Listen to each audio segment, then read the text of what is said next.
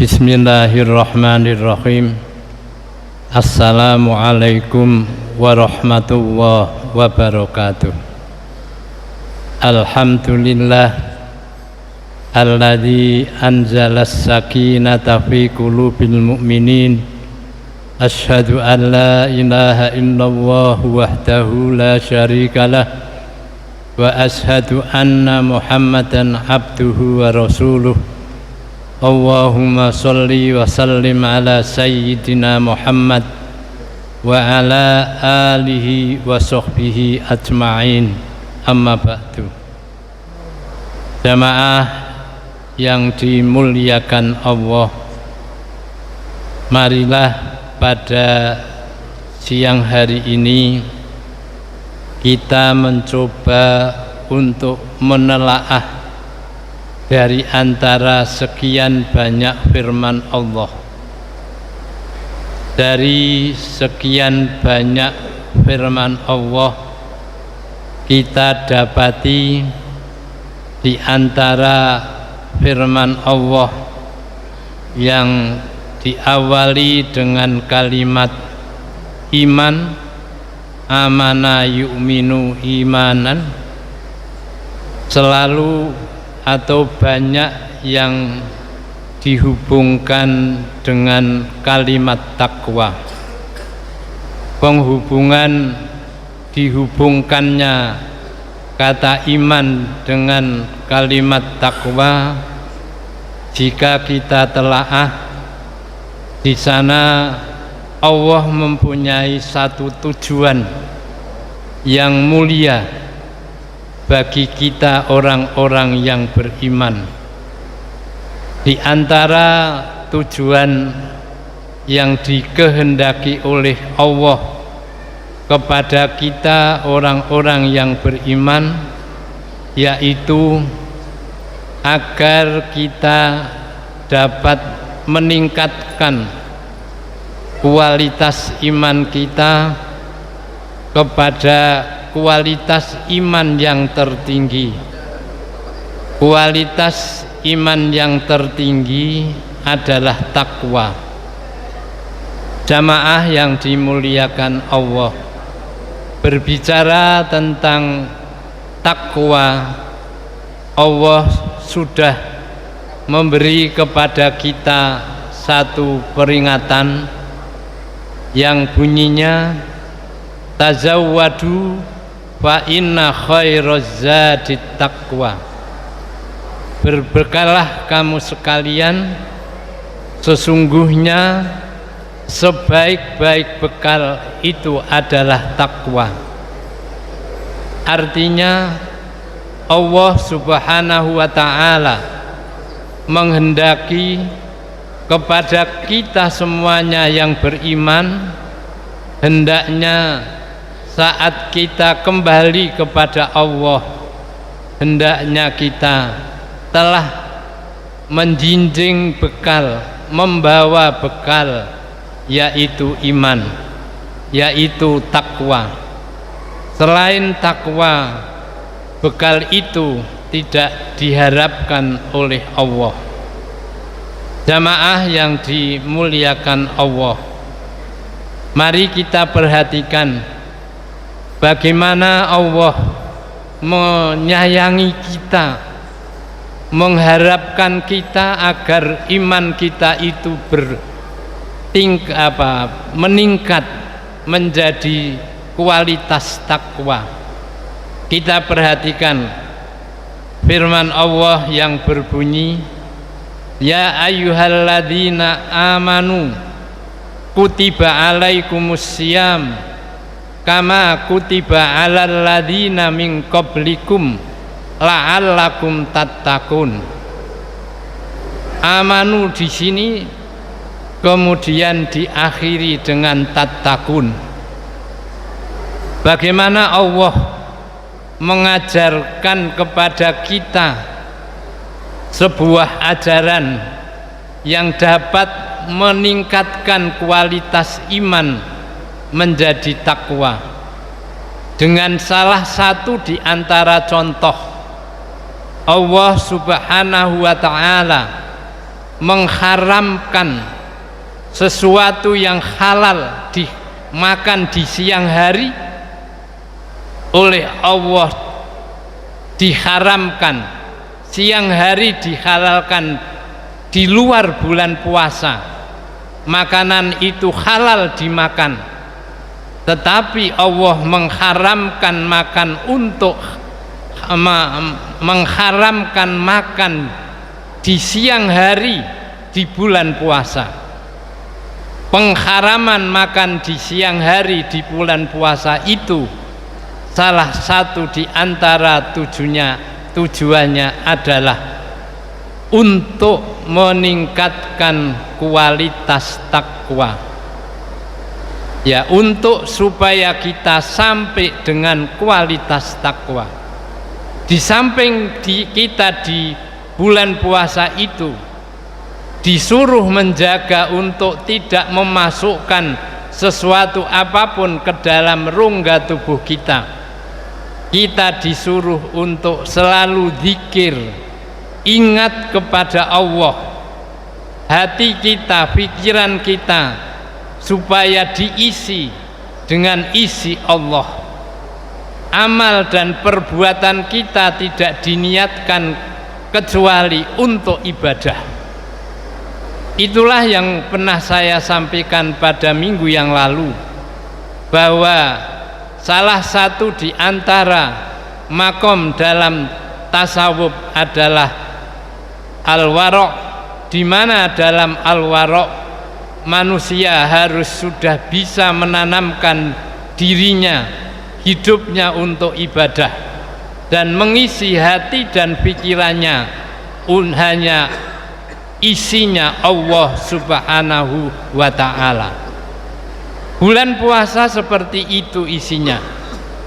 Kalau kita bisa mengisi seperti itu, maka kualitas takwa akan diperoleh oleh kita semua. Namun dalam firman tersebut Allah mengakhiri dengan la'alla, mudah-mudahan. Artinya di sini bahwa tidak semua orang yang bisa menjalankan ibadah puasa mampu untuk sampai kepada derajat tattaqun. Hanyalah Allah tidak memberikan sebuah kepastian, pasti kamu akan menjadi orang yang takwa. Kalau kita bersungguh-sungguh berpuasa dengan sebagaimana yang diajarkan oleh Allah dan Rasulnya di bulan puasa, maka takwa bukan sesuatu yang sulit bagi kita. Takwa pasti akan bisa diraih oleh kita. Di sini kalau kita coba gandengkan dengan dunia tasawuf, kita sudah diajari oleh Allah secara tidak langsung untuk bertasawuf sampai pada kualitas yang tidak terlalu tinggi, yaitu menjauhkan diri dari hal-hal yang bersifat materi meskipun hanya di siang hari, mengurangi. Ingat bahwa materi banyak membuat manusia tergoda dengan materi. Firman Allah mengatakan, al-mal wal banun zina. Harta anak itu hanya zina, perhiasan, pakaian yang akan dilepas oleh manusia. Al-malu wal banun fitnah. Al-Quran mengatakan, anak, harta itu akan menjadi bencana manusia jika tidak bisa menggunakan. Al-mal wal banun mataun hurur, sesuatu yang menjadikan manusia terperdaya, itulah harta. Ada kalimat yang ditulis oleh para aulia, inna aulia Allah la yanalu ridwanallah wasi'ata rahmatih.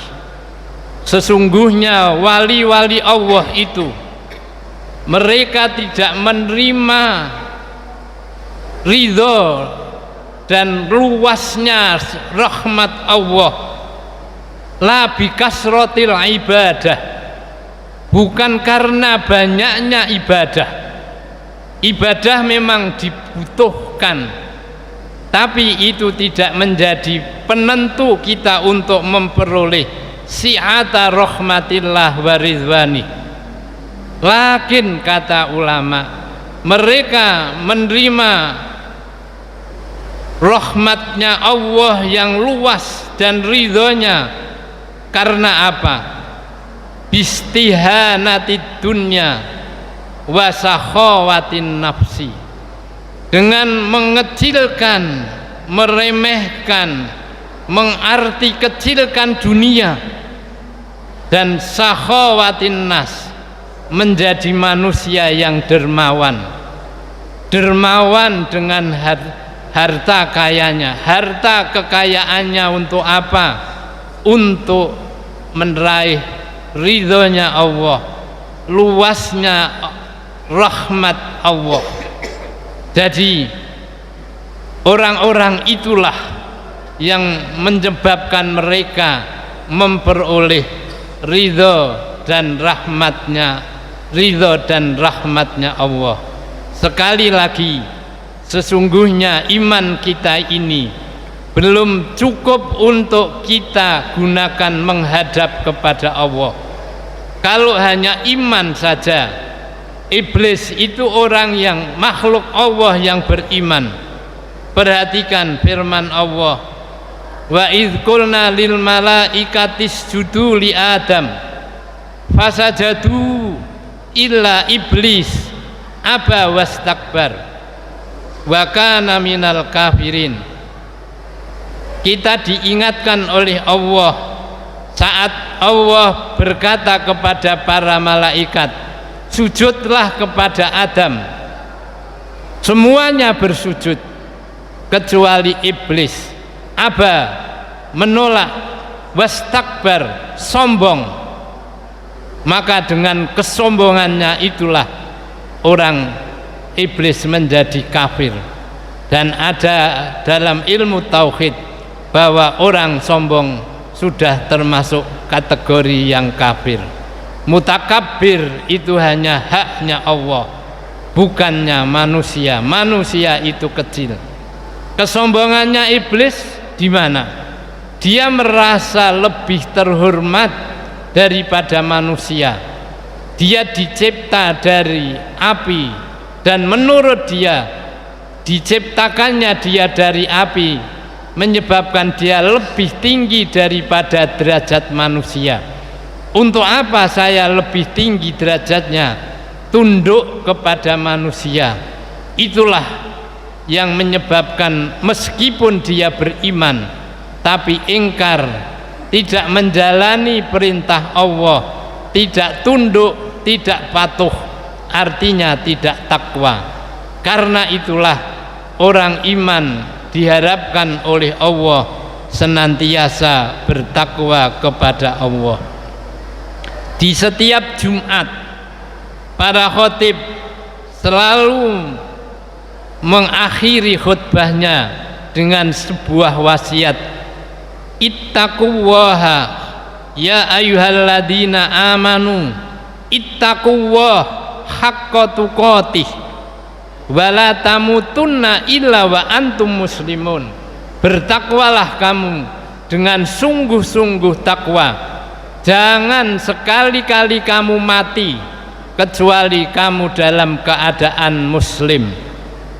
Ada ayat lagi yang berbunyi, ya ayyuhalladzina amanuttaqullah wa kunu ma'as shadiqin. Di sini kata iman dihubungkan dengan takwa, dan kata takwa dihubungkan dengan ma'as shadiqin, bersama dengan orang-orang yang jujur. Kenapa?